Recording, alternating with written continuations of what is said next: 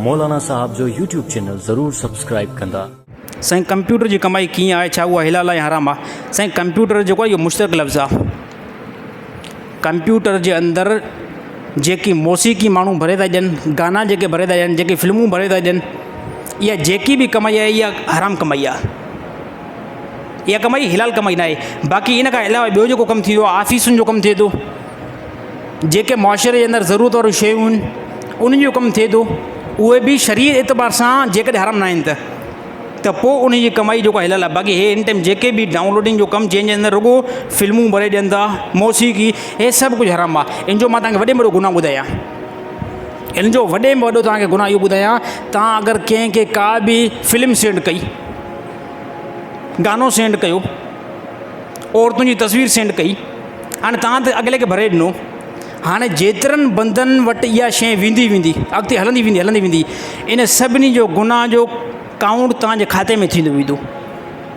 छाजे करे तव्हांजे ज़रिए सां अलाए केतिरनि बंदनि ताईं इहा शइ पहुचे थी न। ॾिसो, कंहिं बंदे खे अगरि तव्हां नमाज़ सेखारी, कंहिं बंदे खे अणॼाणो हुयो, बिल्कुलु लेटो हुनखे नमाज़ सेखारी, उहो नमाज़ पढ़े थो, तव्हां उनखे नमाज़ सेखारी, उन अॻिले खे नमाज़ सेखारी, उन अॻिले खे नमाज़ सेखारी, हाणे तव्हां हिते पंहिंजी मस्जिद में नमाज़ पढ़ो था। जेतिरा नमाज़ पढ़ंदा वेंदा, सिखंदा वेंदा न, इहे तमामु नेकियूं तव्हांजे अमलनामे में काउंट थींदियूं। अहिड़ी तरह गुनाह बि ईअं ई आहे। गुनाह जी जेको बि बंदो जड़ रखंदो आहे, जेको बि उन गुनाह खे प्रोमोट कंदो आहे, हलाईंदो आहे, त जेतिरा माण्हू अॻिते ॿुधंदा ॾिसंदा रहंदा न, इहो गुनाह तव्हांजे खाते में ईंदो वेंदो। हा ॻाल्हि क्लियर आहे। दुनिया जे अंदरि जेतिरा बि क़तल थियनि था, इहो आदम अलैहिस्सलाम जे पुट जे खाते में वञनि था।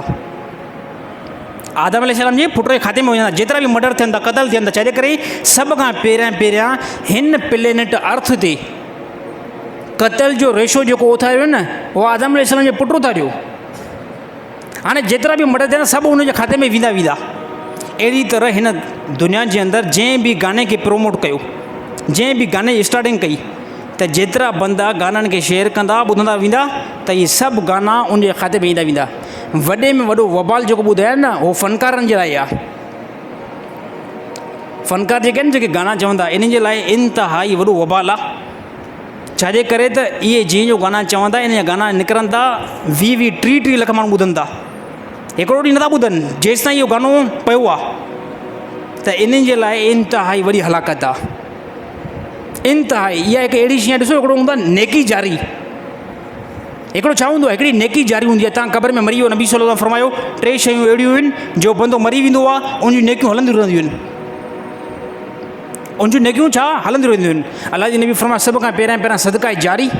सदका जारी में चाहे मस्जिद तामीरात कराए वियो आहे, हे बंदो मरी वियो, हे बंदो मरी वियो, अलाह जी नबी फरमायो क़बर में अंदरि हूंदो न, हाणे इन जे लाइ नेकी हलंदी वेंदी। मस्जिद में रोज़ानो 500 माण्हू नमाज़ पिया पढ़नि, हे क़बर में सुतो पियो आहे, रोज़ानो फ़रिश्ता लिखनि पिया 500 नमाज़ुनि जे खाते में। हे अलाह जी नबी फरमायो।